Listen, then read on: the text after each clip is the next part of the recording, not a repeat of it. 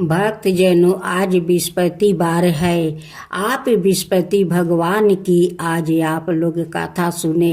बृहस्पतिवार का जो लोग बृहस्पति देव के श्रद्धा भक्ति से कथा सुनते हैं, उस पर बृहस्पति देव प्रसन्न हो जाते हैं। बृहस्पति देव की जय हो, बृहस्पति देव की जय हो। प्राचीन समय की बात है। एक नगर में एक बड़ा व्यापारी रहता है। वो जहाजों में माल लाद कर दूसरे शहरों में भेजा करता है।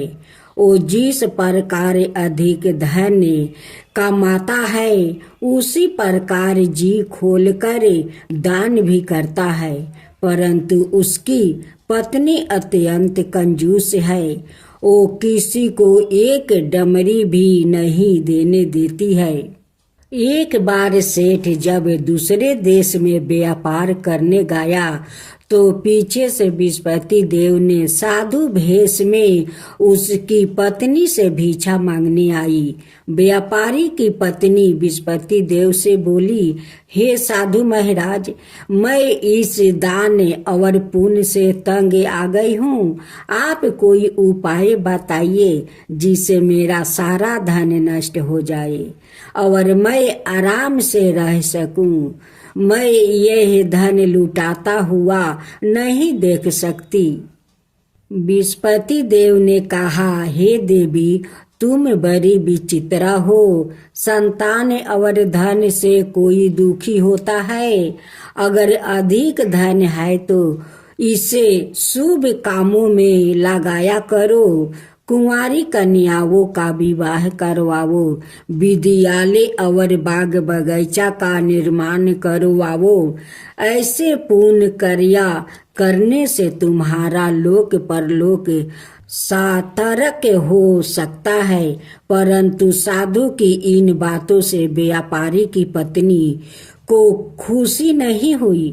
उसने कहा, मुझे ऐसा धन की आवश्यकता नहीं है जिसे मैं दान दूं। तब बृहस्पति देव बोले, यदि तुम्हारी ऐसी इच्छा है तो तुम एक उपाय करना। 7 बृहस्पतिवार घर को गोबर से लिपना, अपने केश को पीली मिट्टी से धोना, केशों को धोते समय स्नान करना, व्यापारी से हजामत बनाने को कहना, भोजन में मांस मदिरा खाना, कपड़े अपने घर धोना। ऐसे करने से तुम्हारा सारा धन नष्ट हो जाएगा। इतना कहकर बृहस्पति देव अंतर्ध्यान हो गए। व्यापारी की पत्नी ने बृहस्पति देव के कहे अनुसार 7 बृहस्पतिवार वैसे ही करने का निश्चय किया। केवल 3 बृहस्पतिवार बीते थे कि उसी समस्त धन संपत्ति नष्ट हो गई और वो परलोक सिधार गई। जब व्यापारी वापस आया तो उसने देखा कि उसका सब कुछ नष्ट हो चुका है। उस व्यापारी ने अपनी पुत्री को संताना दी और दूसरे नगर में जाकर बस गया। वहाँ वो जंगल से लकड़ी काट कर लाता और शहर में बेचता। इस तरह वो अपना जीवन बिताने लगे। एक दिन उसकी पुत्री ने दही खाने की इच्छा प्रकट की, लेकिन व्यापारी के पास दही खरीदने के पैसा नहीं थे। वो अपनी पुत्री को आश्वासन देकर जंगल में लकड़ी काटने चला गया। वहाँ एक वृक्ष के नीचे बैठे अपनी पूर्व दशा पर विचार कर रोने लगा। उस समय बृहस्पतिवार था। तभी वहाँ बृहस्पति देव साधु के रूप में सेठ के पास आए और बोले, हे मनुष्य, तू इस जंगल में किस चिंता में बैठा है? तब व्यापारी बोला, हे महाराज, आप सब कुछ जानते हैं। इतना कहकर व्यापारी अपनी कहानी सुनाकर रो पड़ा। बृहस्पति देव बोले, देखो बेटा, तुम्हारी पत्नी ने बृहस्पति देव का अपमान किया है, इसी कारण तुम्हारा यह हाल हुआ है। लेकिन अब तुम किसी प्रकार की चिंता मत करो। तुम गुरुवार के दिन बृहस्पति देव का पाठ करो। 2 पैसे के चने और गुड़ को लेकर जल के लोटे में शक्कर डालकर वो अमृत और प्रसाद अपने परिवार के सदस्यों और कथा सुनने वालों में बांट दो। सवाए भी प्रसाद और चरण मृत लो, भगवान तुम्हारा अवश्य कल्याण करेंगे। साधु की बात सुनकर व्यापारी बोला, महाराज, मुझे तो इतना भी नहीं बचता है कि मैं अपनी पुत्री को दही लाकर दे सकूं। इस पर साधु जी बोले, तुम लकड़ियां शहर में बेचने जाना, तुम्हें लकड़ियों के दाम पहले से चौगुने मिलेंगे, जिससे तुम्हारे सारे कार्य सिद्ध हो जाएगा। उसने लकड़ियां काटी और शहर में बेचने के लिए चल पड़ा।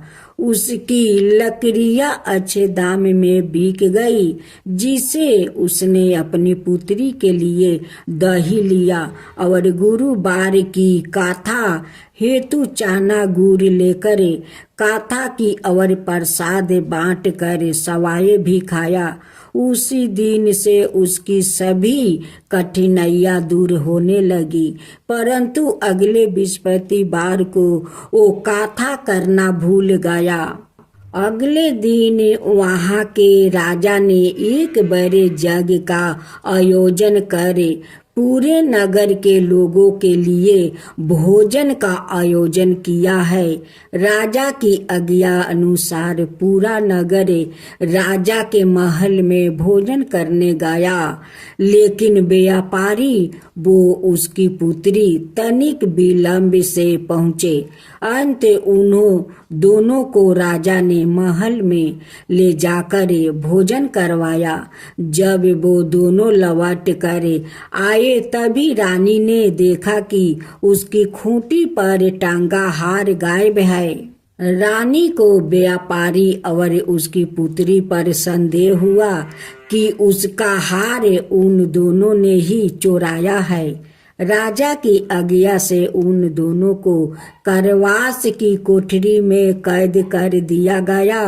कैद में पड़कर दोनों अत्यंत दुखी हुए। वहां उन्होंने बृहस्पति देवता का स्मरण किया। बृहस्पति देव ने प्रकट होकर व्यापारी को उसकी भूल का अभ्यास करवाया और उन्हें सलाह दी कि गुरुवार के दिन कैद खाने के दरवाजे पर तुम्हें 2 पैसा मिलेंगे। उनसे तुम चने और मुनका मंगवाकर विधि पूर्वक बृहस्पति देवता का पूजन करना, तुम्हारे सब दुख दूर हो जाएंगे। बृहस्पतिवार को कैद खाने के दरवाजे पर उन्हें 2 पैसे मिले। बाहर सड़क पर एक स्त्री जा रही थी। व्यापारी ने उसे बुलाकर गुड़ और चने लाने को कहा।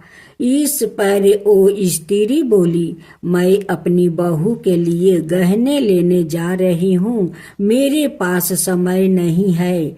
इतना कहकर वो चली गई।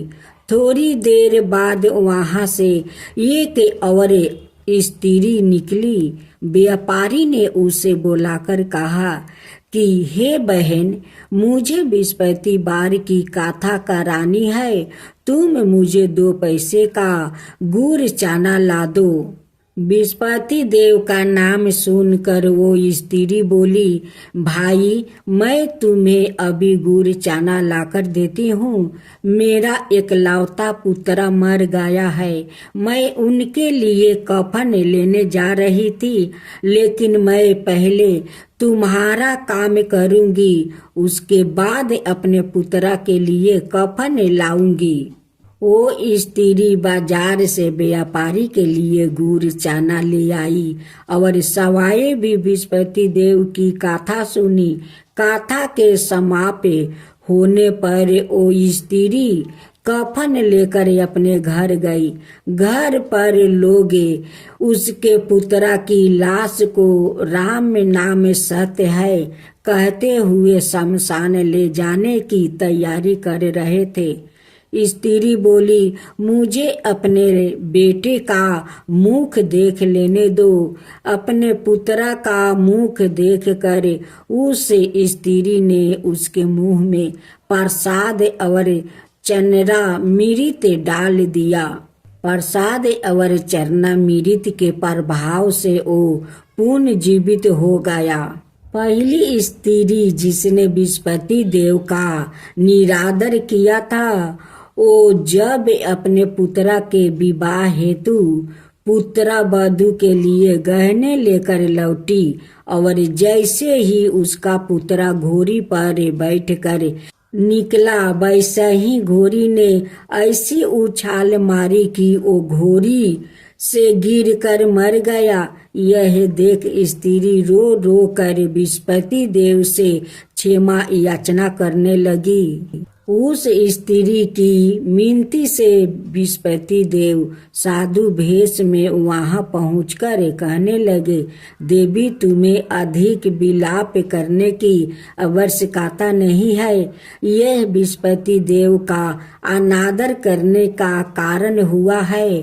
तुम वापस जाकर मेरे भक्त से क्षमा मांगकर कथा सुनो, तब ही तुम्हारी मनोकामना पूरी होगी। जेल में जाकर उस स्त्री ने व्यापारी से माफी मांगी और कथा सुनी। कथा के उपरांत वो प्रसाद और चना मृत लेकर अपने घर वापस गई। घर आकर उसने चना मृत अपने मृत्यु पुत्रा के मुख में डाली। चनर मृत के प्रभाव से उसका पुत्रा भी जीवित हो उठा।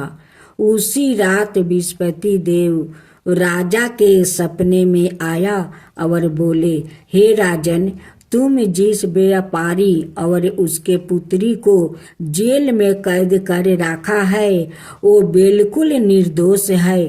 तुम्हारी रानी का हार वही खूंटी पर टांगा है।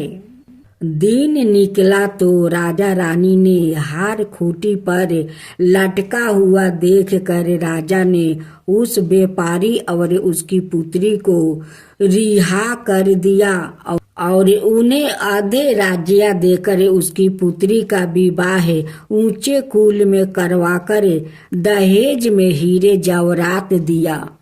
ओम जय बृहस्पति देवा, जय बृहस्पति देवा, छिन छिन भोग लगाऊं के दली फल मेवा। ओम जय बृहस्पति देवा, जय बृहस्पति देवा। तुम पुराण परिमत माँ तुम अंतर्यामी, जगत पिता जगदीश्वर तुम ही सबके स्वामी। ओम जय बृहस्पति देवा, जय बृहस्पति देवा। चरना मृत निज निर्मल सबके पातक हरता, सकल मनोरथ दायक कृपा करो भक्तो। ओम जय बृहस्पति देवा, जय बृहस्पति देवा। तन मन धन अर्पण कर जो जन शरण पारे, प्रभु पर कट तब हो करे आकर दुआरे खारे। ओम जय बृहस्पति देवा, जय बृहस्पति देवा। दीन दयाल दया निधि भक्तन हितकारी, पापी दोष सब हरता भाव बंधन हारी। ओम जय विष्णुपति देवा, जय विष्णुपति देवा। सकल मनोरथ दायक सब संशय हरो, विषय विकार मिटाओ संतन सुखिकारी। ओम जय विष्णुपति देवा, जय विष्णुपति देवा। जो कोई आरती तेरी प्रेम सहित गावे, जेठाय नंदय नंदन कर सो निश्चय पावे। ओम जय विष्णुपति देवा, जय विष्णुपति देवा। सब मिलकर बोलो विष्णुपति भगवान की जय, विष्णुपति देव की जय।